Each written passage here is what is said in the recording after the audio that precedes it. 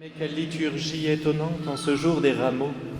Nous la revivons chaque année et chaque année elle est comme un coup d'arrêt à notre quotidien pour nous dire « Attention chers enfants, chers fils de l'Église, vous n'entrez pas dans une semaine comme les autres. Vous allez voir devant vos yeux et dans votre cœur se réaliser le sommet de la vie de Jésus-Christ, sa passion, sa mort et sa glorieuse résurrection. Fermez vos yeux au monde pour les ouvrir sur votre roi d'amour. Laissez de côté vos inquiétudes et vos combats pour mieux pénétrer quelle est la profondeur, la largeur et l'infini de l'amour divin pour vous. En ce temps-là, notre Seigneur Jésus, c'était admirable, si bon, si miséricordieux, si juste, était arrivé à la fin de sa mission terrestre. Il lui fallait affronter le plus dur et en même temps le plus beau et le plus grand de ce pourquoi il était venu. Quelle leçon de vie! C'est à la fin de sa vie qu'il réalise son plus grand acte d'amour. Je n'ai pas besoin de vous redire combien la résurrection de Lazare avait subjugué la foule présente ce jour-là, mais elle avait aussi enflammé l'orgueil et la cruauté des prêtres et des pharisiens sectaires. C'est ainsi qu'en entrant à Jérusalem, ville investie d'une multitude de pèlerins arrivés les jours précédents pour offrir leur sacrifice au temple, comme le prescrivait la loi, alors qu'ils aperçurent le Christ approcher de la ville monté sur un petit âne, signe de sa douceur et de son humilité royale, de partout on vient à sa rencontre, arrachant les branches d'olivier, des palmes, déposant de nombreux manteaux sur le chemin pour acclamer leur roi, leur sauveur, leur messie, leur libérateur. Quelle ovation, quelle allégresse! De partout on accourt, on chante et on crie les hosannas au fils de David.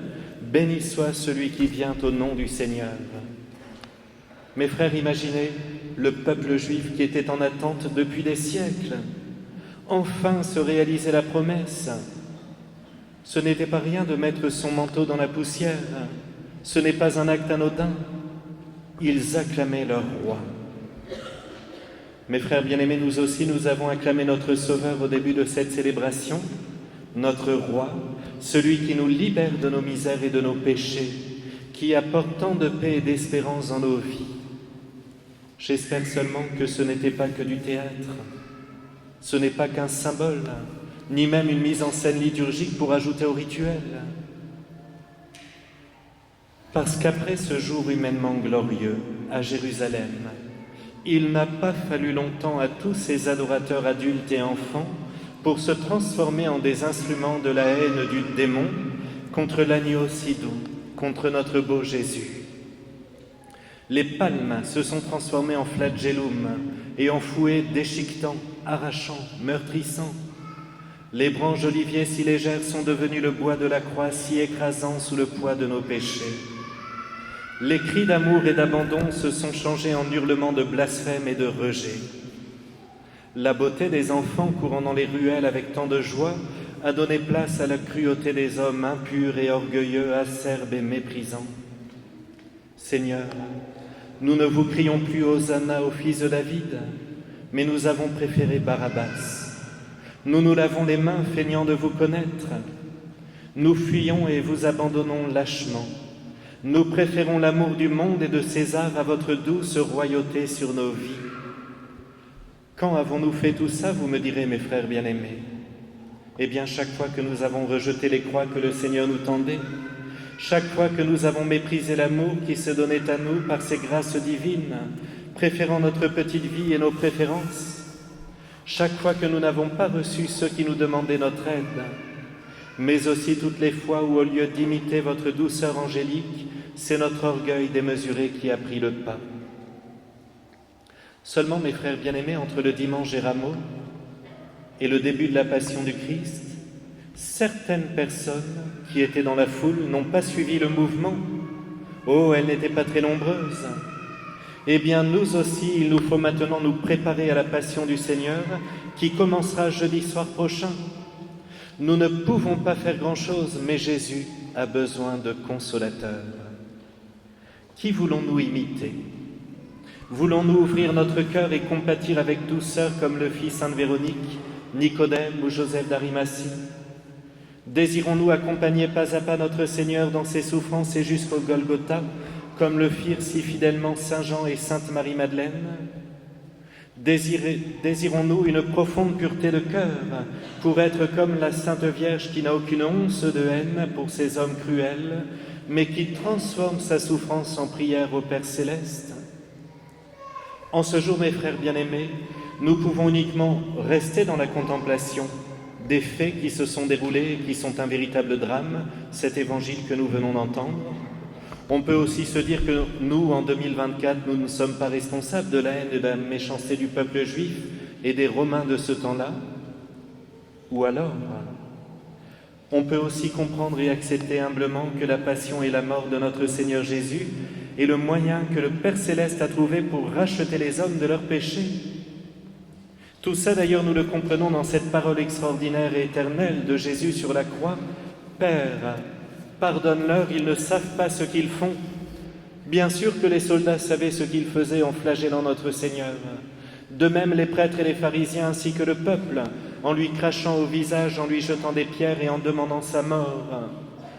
C'est trop facile, Seigneur Jésus, de dire qu'ils ne savent pas ce qu'ils font. Et Jésus me répond: en réalité, ce sont vos péchés. Chaque fois que vous péchez, vous ne savez pas ce que vous faites.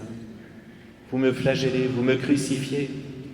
Et il demande au Père Céleste de pardonner les péchés du monde depuis la chute d'Adam et Ève, jusqu'à la fin du monde, jusqu'au dernier homme. Voilà ce que notre Seigneur Jésus est en train de nous obtenir auprès du Père Céleste. Il prend sur lui nos péchés.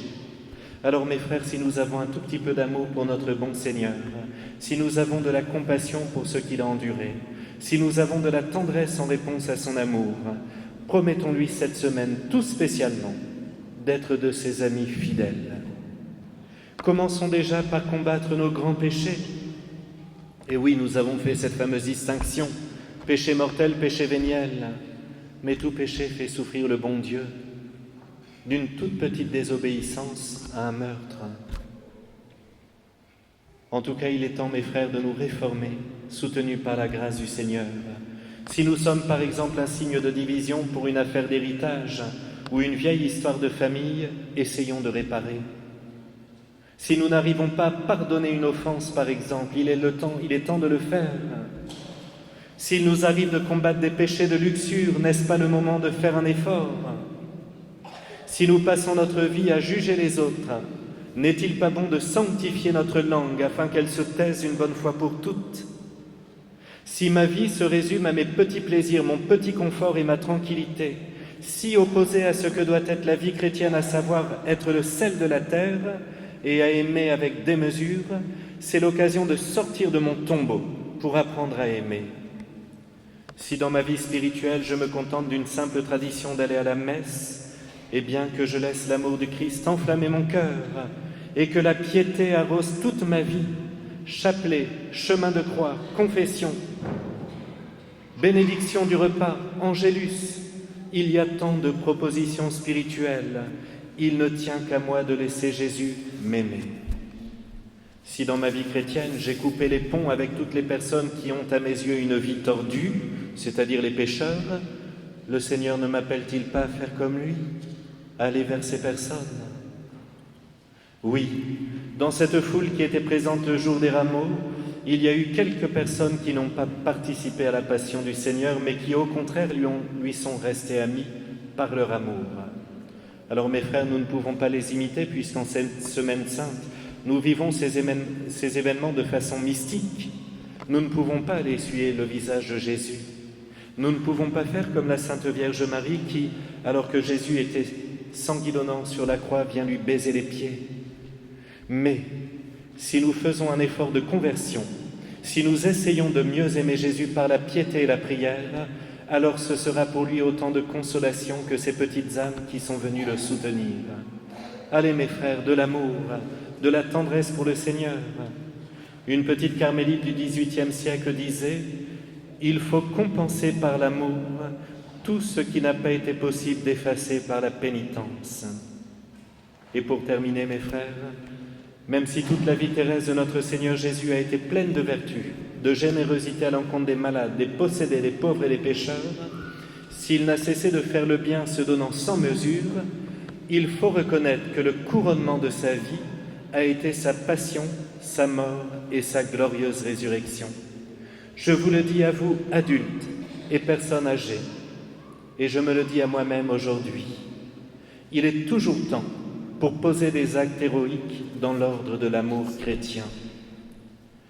Pour reprendre François Athanase à Charette de la Contrie, grand martyr de la Révolution française et des guerres de Vendée, rien ne se perd jamais.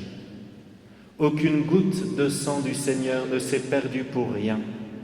Aucun acte de bravoure et d'amour de votre part, de notre part, pour Jésus, ne se perdra jamais. Ainsi soit-il.